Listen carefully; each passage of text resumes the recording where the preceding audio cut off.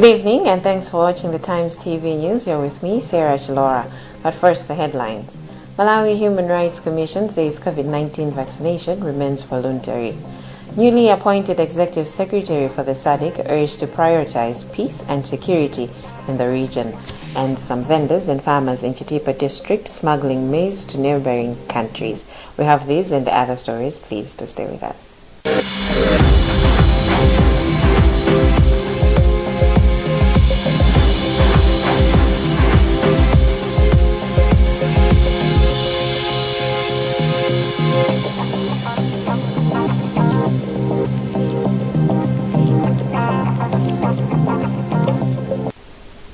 In our first story, Malawi Human Rights Commission, MHRC, says COVID-19 vaccination remains voluntary. The Commission said this in a statement issued on Tuesday.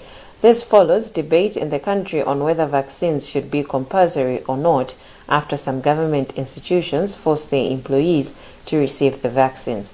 Rebecca Chincheka has more in this report read by Wezi Kausi. The statement comes following a debate in the country on whether COVID-19 vaccine should be compulsory or not after some government institutions forced their employees to receive the vaccination.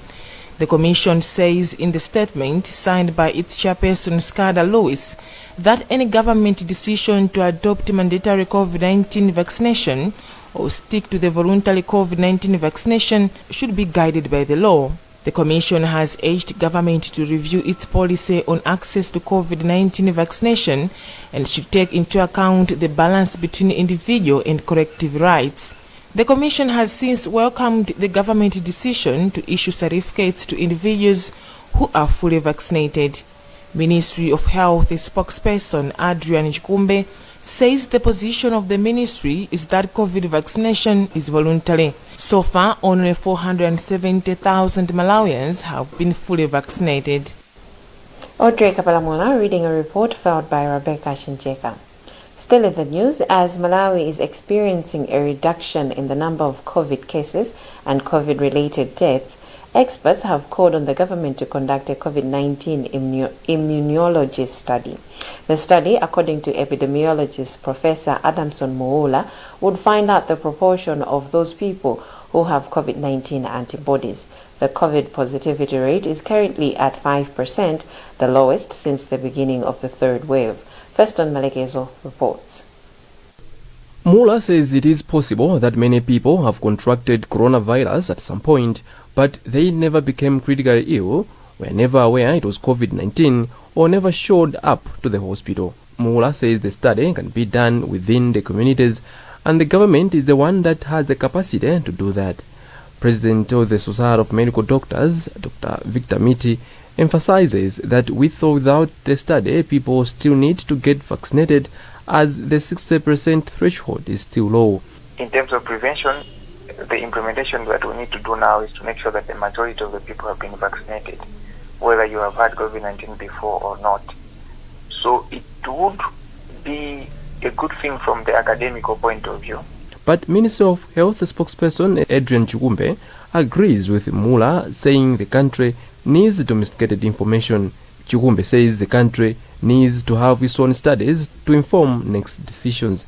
With the current trend signaling an end of the third wave, the government has also moved in to ease some restrictions, for instance on travel and gatherings. As of 19 September 2021, over 550,000 people had been fully vaccinated. However, there is a reduction in vaccine demand across the country, with daily uptake averaging 2,500 people compared to over 6,000 people in the previous month.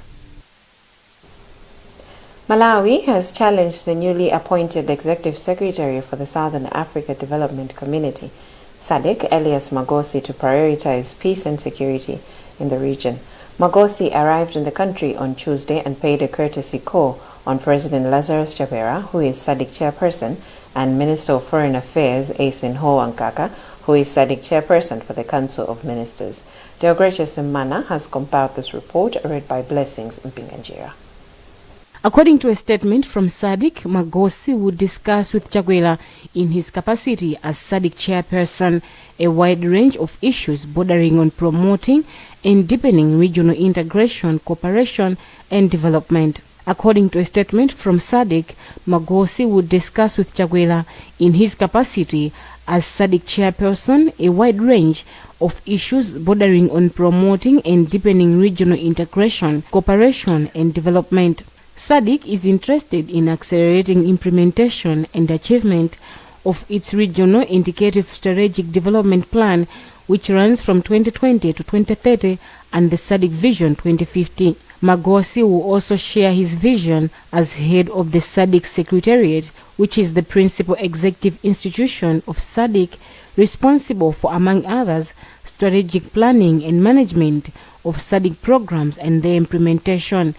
Before meeting Chakwera, Magosi will hold discussions with the chairperson of SADC Council of Ministers, Esonhoa Mkaka, who is also Minister of Foreign Affairs. Kato Civil Engineering is still negotiating with potential financiers for the commencement of the Salima Lilongwe Water Project. The Ministry of Finance opted for Salima Lilongwe Water Project over the Diampwe Lilongwe Water Project, which the World Bank recommended. Wezi Gausi reports. Kato Civil's Chief Executive Officer, Mongezi Munyani, says the company has been holding virtual meetings with possible financiers for the water project. He says so far the negotiations are going on well. Minister of Finance spokesperson Williams Banda says the ministry is doing all it could to finalize the financing process. So once those discussions are over, we will be providing an update to the general public. It is an important project indeed, and we are doing all we can to ensure that everything is finalized and the general public benefit from the project. The Natural Resources Committee of Parliament warned the Malawi government against backtracking on the multi-billion kwacha Salima Lilongwe Water Project. Vendors and some farmers in Chitipa district are illegally exporting maize to neighboring countries of Tanzania and Zambia, Times has established. Random interviews conducted indicate that the development has come about because Agriculture Development and Marketing Corporation of Malawi, ADMAC, stopped buying maize some 3 weeks ago in the district. Sam Galimira reports. The vendors and farmers are using uncharted routes to sell the grain despite the prices in the said countries being almost similar. One of the farmers, Mese Mwowo from Kaseka Village, Traditional Authority Maulambia, in the district, said in an interview that she brought 200 bags of maize to Chitipa ADMAC 2 weeks ago, but she has not sold yet. She was told that the depot has no money to purchase maize. I am at Chitipa ADMAC and I have brought 200 bags of maize to sell. However, I have been told that there is no money. Now I am selling to vendors so that I can be able to feed my family. We are helpless. Goston Mlenga from Isaac Village under Traditional Authority Maulambia agreed with Mwowo, saying if the push comes to a shove, he would equally turn to the international market.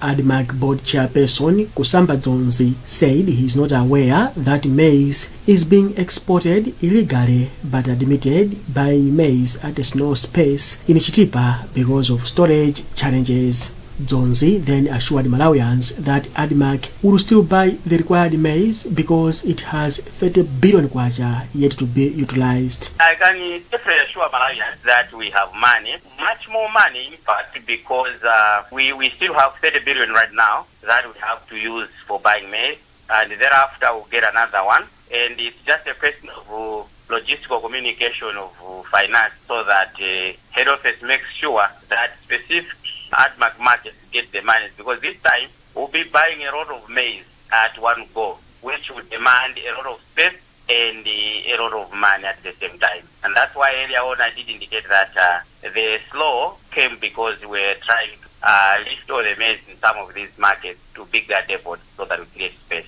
Agriculture expert Tamani Ngono Mvula said he is not surprised on the illegal exportation of maize, saying if there is no stable market in the country, people opt for international market. There is no market in the country. The that likelihood that there's going to be a lot of cross-border trade in as far as these produce are concerned. And the only solution to this is to make sure that we have provided market for these farmers, because that's the only thing that they are looking for. It's a market. But Chitipa Police Public Relations Officer Grados Mwaga said they are on alert, conducting patrols along the borders in order to stop smuggling of maize into Zambia and Tanzania. Recently, ADMAC General Manager Rhino Chipiko said it has started buying maize from commercial farmers after buying 66,000 metric tons from smallholder farmers. The Ministry of Energy has failed to revoke licenses from independent power producers who missed the March 2021 deadline for generating electricity. Instead, the ministry has formulated a framework that will automatically cut off non-compliant companies. Wezi Kausi reports. The ministry gave the IPPs March 2021 deadline to start producing electricity or face license revocation. Minister of Energy spokesperson Upire Kamoto says the ministry gave a warning to the companies and said that the system will now automatically cut off IPPs that fail to comply with their license demands. Out of 10 IPPs that were registered, only 3 were operational. She says the IPPs renewed their commitment after meeting them. As of now, the country has Mulanje Hydro Limited producing 8.2 megawatts of electricity, and the country is also expecting JCM, a company that will be producing 60 megawatts from solar, to connect the grid before the end of the year. The country is expected to produce 2,000 megawatts of electricity by 2030. That's the news for now, but before we go, the headlines once again. Malawi Human Rights Commission says COVID-19 vaccination remains voluntary. Newly appointed Executive Secretary for SADC urged to prioritize peace and security in the region. And some vendors and farmers in Chitipa district are smuggling maize to neighboring countries. Remember, you can get more on these and other stories by visiting our website www.times.mw,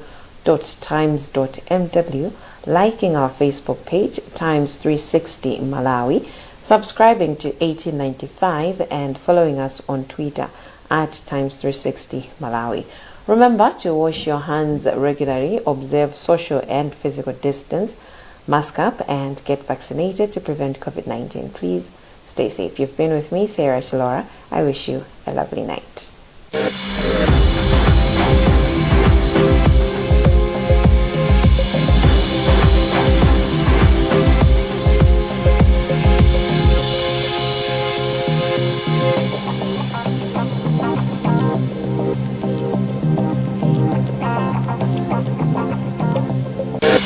We all start differently, but we can all start with the strongest protection.